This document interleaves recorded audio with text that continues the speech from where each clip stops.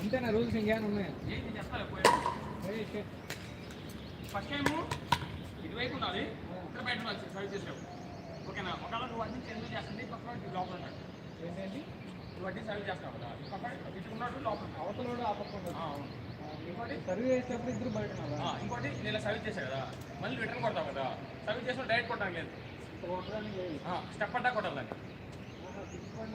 పడ్డా second time, first time ఇలా వేసాను నువ్వు నాకు కొట్టు, ఇలా కొట్టే అన్నీ కొట్టాలి లేదు, స్టెప్ పడ్డా కొట్టాలి. సెకండ్ టైం మాత్రమే అది. సెకండ్ టైం అంటే ఫస్ట్ టైం సర్వ్ చేశాను, ఇలా నేను సర్వ్ చేశాను, ఇలా కొట్టావు కదా, నేను తీసుకుంటే అయిపోయినది.